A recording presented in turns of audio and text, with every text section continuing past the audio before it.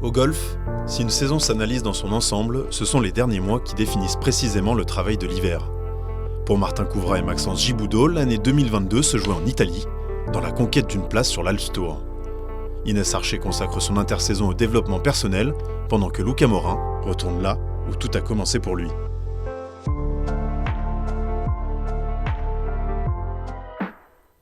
C'est en Italie, au nord de Rome, que l'on retrouve Maxence Giboudot et Martin Couvrat pour la finale des cartes de l'Alps Tour. Face à 142 joueurs, l'objectif est de terminer dans le top 35, offrant un droit de jeu complet pour 2022. Le verdict se fait sur 2 parcours pendant 3 tours, et au lendemain du premier jour, les 2 hommes sont confiants. J'ai assez bien joué, mais j'ai perdu une balle au drive en restant 3 putts derrière. Donc c'est triste, mais ça va, c'est moins 1 sur la journée, donc c'est cool. Et moi plutôt content, j'ai bien joué hier, c'est le parcours un peu le plus dur entre les deux. Donc avoir bien joué dessus c'est cool. Et bon, on va essayer de faire pareil aujourd'hui. T'es en forme? Ouais, j'ai dormi genre 10 heures je pense que bon. Ah, Bien, une 4, une 3 ou une 2 aujourd'hui. c'est ton problème, c'est pas grave. Superstitieux, Martin. Un peu ouais. Le rouge parce que c'est la couleur du birdie. Et je l'aligne toujours dans le même sens. Je peux pas putter si je la mets pas dans le bon sens. La réussite lui sourit. À la veille du cut, Martin s'élance 2e du classement à un coup du leader, et son score de -2 à mi-parcours confirme la tendance. Pourtant, c'est un putting irrégulier qui sème le doute chez le Varois. Ouais, c'est bien ça. Ouais, c'est bien, mais j'arrive sur un green, je suis en panique.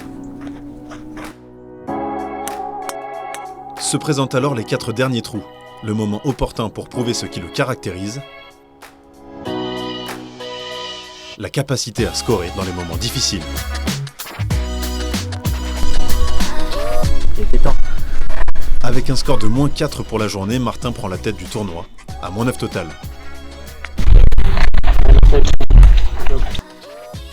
Mais dans ce deuxième tour, c'est un bogey au trou numéro 2 qui va retenir l'attention de son entraîneur, Jason Belot.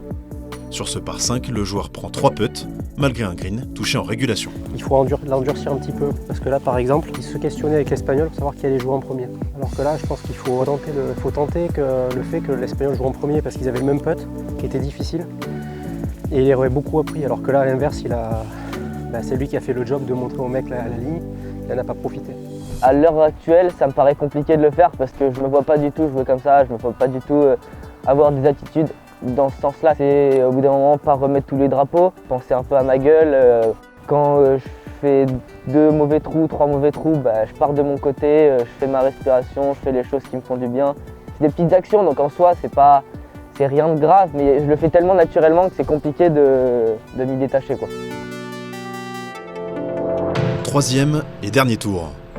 Au practice, c'est en leader d'un tournoi composé aux 2 tiers de professionnels que Martin s'échauffe. J'ai déjà été en tête. Après, j'ai déjà très mal géré des journées où j'étais en tête au départ. Mais on a beaucoup bossé avec les préparateurs mentaux. J'étais prêt, entre guillemets, à affronter ça. En soi, on peut arriver sur un tournoi professionnel ou un tournoi amateur, on va le prendre de la même façon. Après, je dis pas que si je joue en European Tour, je vais pas trembler au départ du 1. Ça n'a rien à voir, mais je me suis pas senti petit par rapport aux autres, quoi. Pour s'en assurer, Jason Belot vérifie une dernière fois que la stratégie mentale est bien calibrée. T'es moyen, on est au clair dessus. Yes, Vas-y, dis-moi. on peut partir sur le parcours avec l'idée que je vais faire que des coups moyens. Et s'il y a des bons coups qui sortent, que je les prends et que je les célèbre.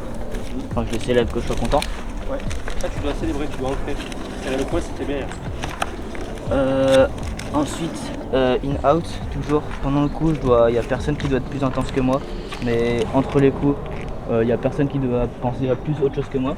Et après, c'est un petit truc que je me suis fixé moi. Donc, je suis en dernière partie, je suis leader. Et pendant les 10 coups, pour regarder le test de leader. Le démarrage est parfait pour Martin. Un birdie dès le trou numéro 1, confirmé par 2 parts, conforte son avance de 4 coups. Mais au 4e trou, un départ lâché à gauche lui fait commettre sa première erreur. Le double bogey qui en résulte relance ses poursuivants. Bien que l'inquiétude ne dure pas, Martin efface ce score par 3 birdies consécutifs. C'est là où tout le travail mental qu'on fait avec les préparateurs mentaux, les coachs et toutes les expériences qu'on a eues en tournoi déjà, en dernière partie, où avec des coups d'avance, prend tout son sens et où on essaye de bien mal jouer et faire le taf quand même, quoi. Même le retour de son compatriote Julien Salle à 2 coups n'inquiète pas le jeune homme de 18 ans, qui assure un ultime bogey pour s'imposer dans cette finale. Martin décroche sa première victoire individuelle de l'année et l'occasion de se mesurer aux pros pendant une saison tout en restant amateur. C'est pas gagner une qualif d'Alps Tour qui va me faire gagner un Masters dans 5-6 ans, mais ouais, on est sur le chemin. On se dit que pour l'instant on fait les choses correctement pour que plus tard, sur des tournois encore plus gros que ceux-là, on arrive à faire la même chose et à respecter qui on est, quoi. Parmi les 37 autres Français engagés cette semaine figure également son grand pote, Maxence Giboudot. Pour mon projet de l'année prochaine, c'était la première étape que je ne pouvais pas rater, quoi. Et voilà, donc il y avait forcément, comme sur les autres tournois, un petit peu pas forcément du stress, mais un petit peu d'attente, d'émotion avant les qualifs, quoi. Après un bon premier tour, le joueur de 17 ans réitère son score de -1 sur le tracé de Terre dei Consoli. Une très bonne performance puisque Maxence joue avec un handicap, un poignet gauche douloureux qui l'oblige à s'adapter. Je me suis fait mal au poignet 2 jours avant de partir. Je savais pas trop ce que c'était encore. J'ai été faible au niveau des quantités d'entraînement. J'ai fait les recos avec un gros strap. J'ai pas tapé beaucoup de balles au practice, tout ça. Et donc j'ai favorisé vraiment le fait d'être bien pendant le tournoi. C'est pour que je me chauffe bien le poignet pour pas que je me refasse mal, quoi. C'est plus sur le long terme que ça peut m'inquiéter parce que je me suis dit, de toute façon sur les cartes, c'est le pilier de ma future saison. Donc même si j'ai mal, je jouerai. L'abnégation du Jurassien paye. Sous l'œil de son coach Mathieu Santerre, il passe le cut à la 18e place, 8 points derrière son pote leader au départ du dernier tour. J'ai fait les 9 premiers trous assez solides et les 9 derniers où c'est parti complètement en sucette. J'ai essayé de tenir le truc, mais c'était chaud, je faisais des coups auxquels je ne m'attendais pas, quoi. Démarre alors les montagnes russes pour Maxence. Son jeu de fer se délite, son petit jeu le sauve. Jusqu'au trou 17, où le joueur signe un triple bogey cruel. À un trou de la fin, Maxence sort du top 35 et s'éloigne de son but. Et là je me suis dit ok, là ça va être chaud, du coup j'ai regardé un coup le leaderboard et je me suis dit ok, bon faut que je fasse birdie au 18, quoi. Bon, je pensais pas le faire comme ça, mais je mets un drive parfait, il me reste 210 mètres, je mets un coup de fer à gauche qui finit 40 mètres à gauche du green.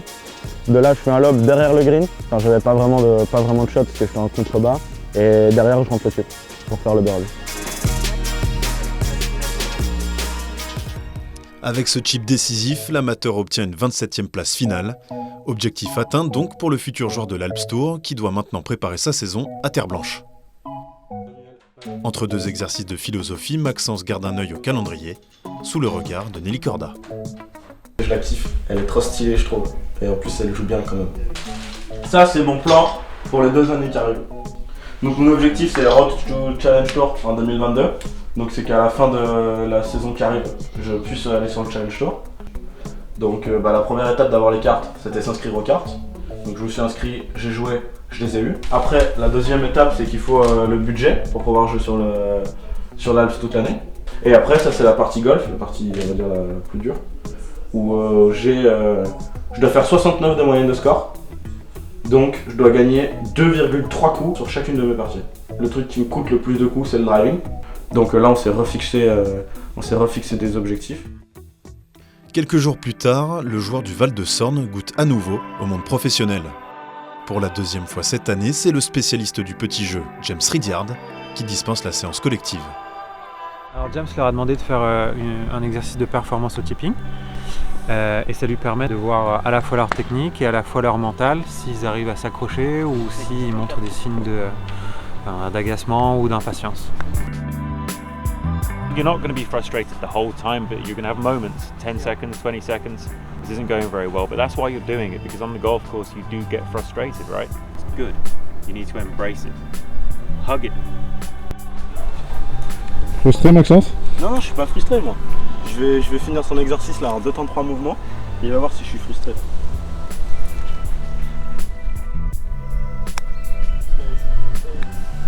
What, tu vas pas voir avec? Oh la gueule! Putain! La gueule, c'est bon, je suis frustré.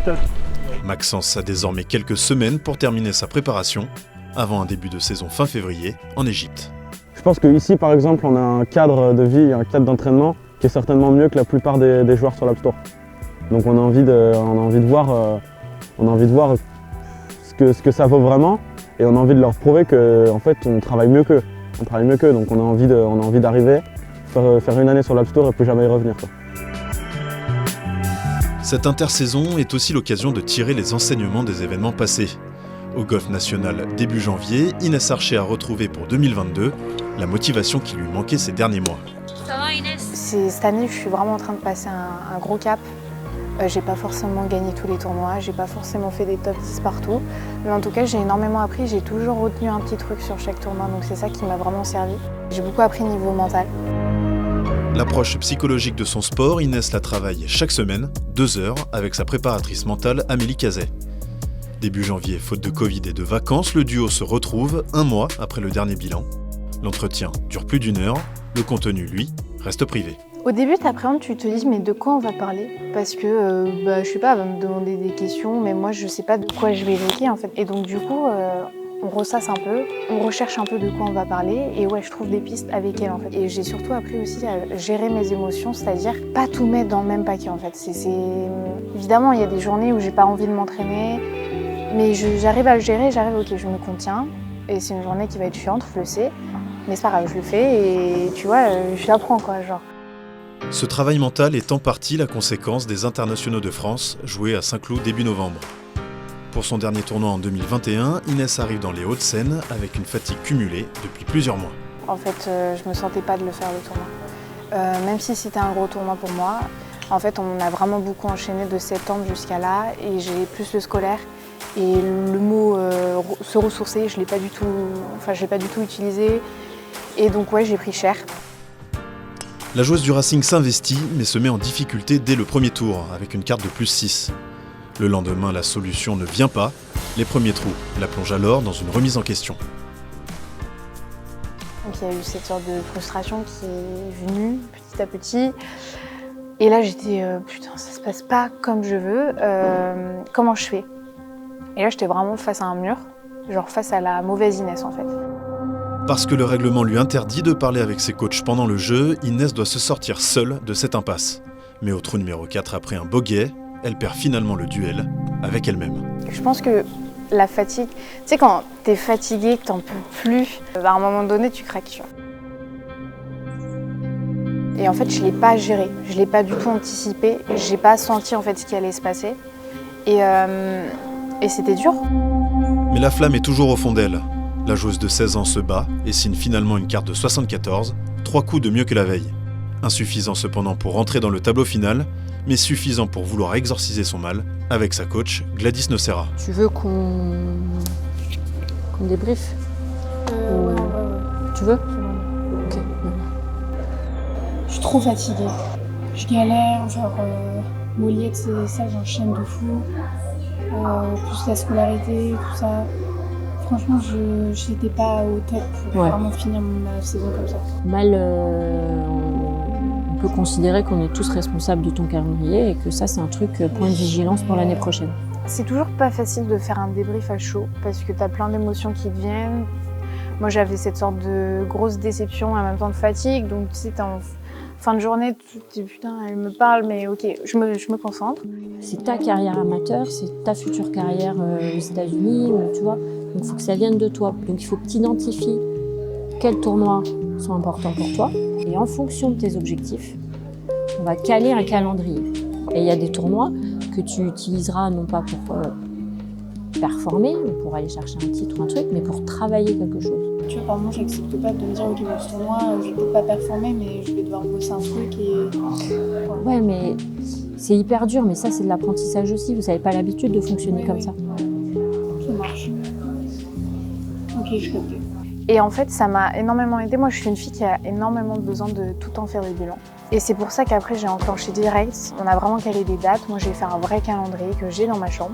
Comme ça, où je sais où je vais. La Rennaise a programmé jusqu'à 20 tournois, auxquels s'ajoutent plusieurs épreuves du bac.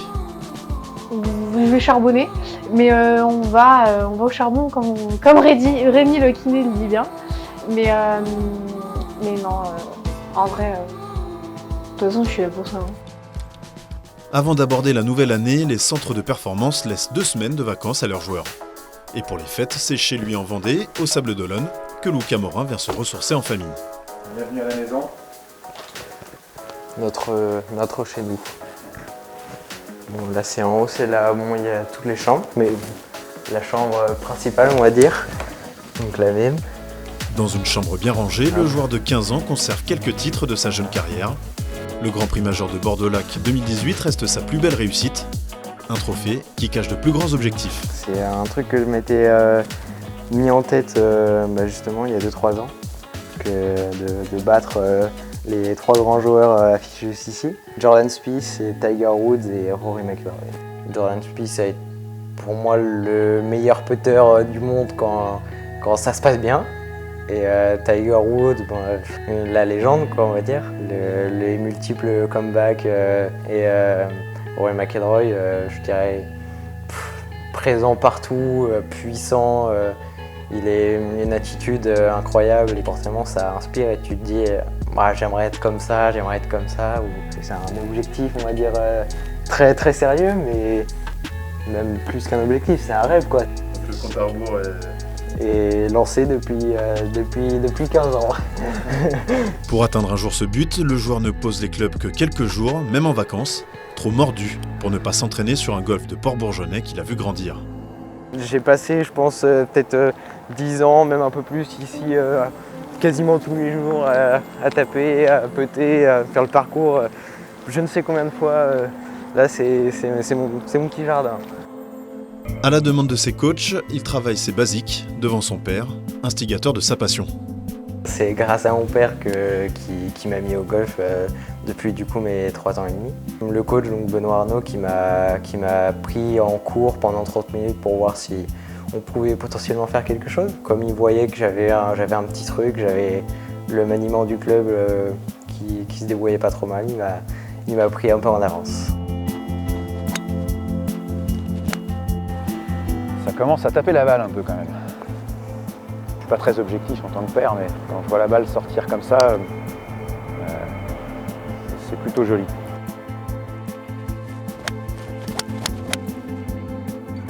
Le travail que je fais va porter ses fruits et porte déjà ses fruits. C'est bien. Et ton objectif principal, si tu avais un objectif dans l'année, si tu devais avoir un tournoi à gagner? Potentiellement le tournoi si on va aux États-Unis. D'accord, potentiellement. Ouais, carrément. C'est quoi le South Beach là, non? D'accord. Ouais, c'est ça. Ah ouais, tant qu'à faire. Tant qu'à faire. Ouais. Pour gagner le plus gros, hein. C'est vrai. Mon père, mon manager, mon coach, mon entraîneur, il fait tout quoi. Il participe beaucoup dans l'organisation de mes entraînements, des choses comme ça quand je suis ici. Cet accompagnement sportif implique un investissement d'environ 30 000 € par an pour le père de Luca. Les partenariats sont alors indispensables, raison de la rencontre avec Jacques, promoteur immobilier de la côte atlantique, intéressé par les exploits de la jeune star locale. Et l'objectif, c'est de trouver justement des partenaires qui vont être intéressés, des mécènes privés, entreprises, être le lien entre ta structure parentale, ta structure aujourd'hui au Pôle France et nous. Voilà, donc ça va être le lien qu'on va essayer de créer justement pour t'aider dans ce magnifique projet. Je suis totalement conscient de tout ce qu'il fait pour moi, de tout ce qu'il fait depuis que je suis tout petit, depuis que j'ai commencé. C'est un très très gros investissement pour lui et je suis très fier de lui. Le job d'un parent quand on suit tel que on fait là, c'est faire en sorte que toi tu n'aies aucun souci indépendamment de ton golf. Toi, ton job sur lequel tu dois te concentrer, c'est sur le jeu, c'est sur ta préparation à toi. Et après, la suite, c'est pour toi. Ouais, la suite, c'est moi qui l'ai entre les mains après, quand on arrive sur le tournoi. Après plus d'1 mois sans compétition officielle, nos 4 espoirs vont mettre en application les enseignements de l'hiver. Ils ont une saison entière pour atteindre leurs objectifs, une saison entière pour faire un pas de plus vers le monde professionnel.